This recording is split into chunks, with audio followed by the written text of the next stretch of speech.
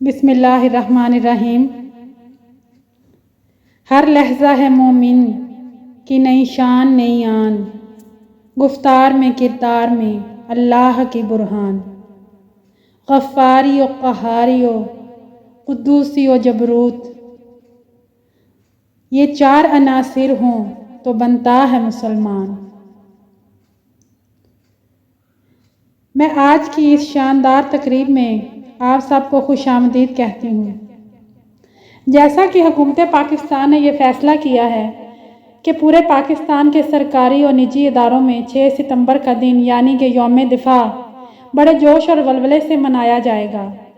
इस तकरीब का मकसद कौमी इत्तेहाद, सलामती और इस्तेहकाम पाकिस्तान है। हम ये दिन मनाते हैं क्योंकि ये दिन पाकिस्तान की दुश्मन पर फतह का दिन है।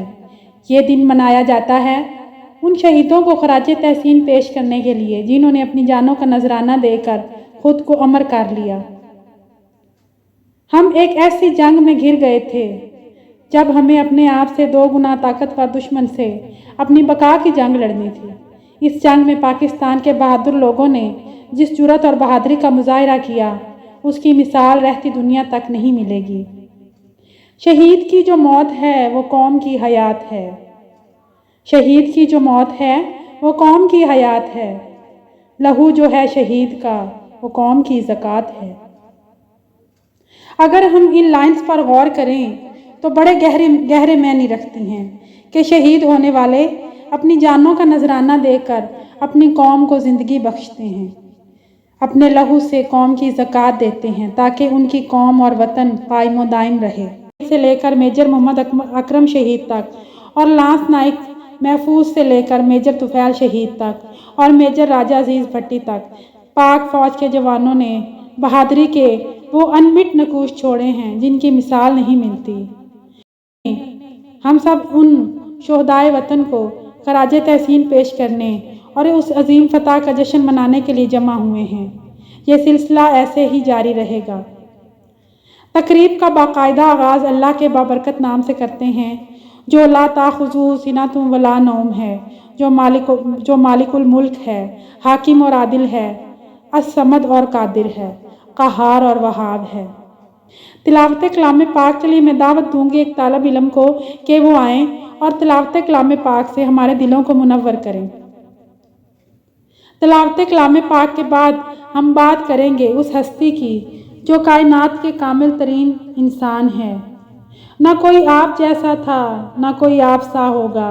जहाँ कदम रखते थे ज़मीन ठंडी हो जाती थी, जिधर से गुजरते थे वहाँ बहार आ जाती थी। जिनकी ज़मीन पर इतनी बुलंद परवाज़ कि सिदरतुल मुंतहा भी उनकी परवाज़ देखता रह गया। नाते रसूल मकबूल सल्लल्लाहु अलैहि वसल्लम के लिए मैं दावत देना चाहूँगी एक तालबा को कि वो आएँ और नाते रसूल का हदिया पेश करें। प्रोग्राम का सिलसिला आगे बढ़ाते हैं। इस अजीम फतह का जश्न मनाने के लिए ज़रूरी है कि एक खूबसूरत परफॉर्मेंस के ज़रिए उस जोश और वलवले को जवान किया जाए, झूम कर तराने गाए जाएं और दुनिया को बताया जाए कि ये कौम अपने शहीदों को कभी नहीं भूलेगी। टाल ना सकते थे अगर जंग में अड़ जाते थे, टाल ना सकते थे अगर जंग में अड़ जाते थे, पाँव शेरों के भी मैदान से उखड़ जाते थे। तुझसे सरकश हुआ तो बिगड़ जाते थे, तैग क्या चीज़ है हम तोप से लड़ जाते थे।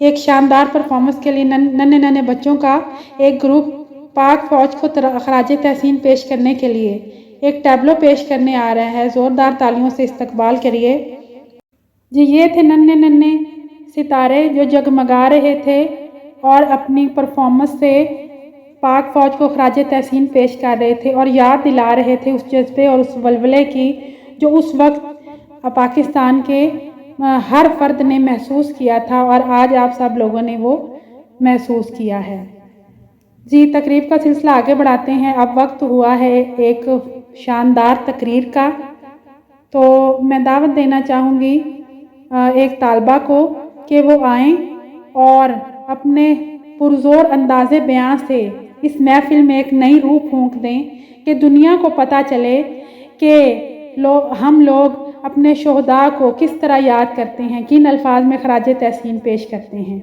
شہیدوں کے لہو سے جو زمیں سیراب ہوتی ہے، بڑی سرخیز ہوتی ہے، بڑی شاداب ہوتی ہے۔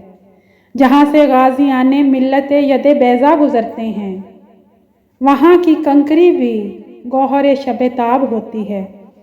میں دعوت دینا چاہوں گی کہ آئیں، میں دعوت دینا چاہوں گی تقریر کے لیے طالب علم کو کہ وہ سٹیج پر آئیں اور اپنی تقریر سے اس محفل میں جوش اور ولولہ بھر دیں۔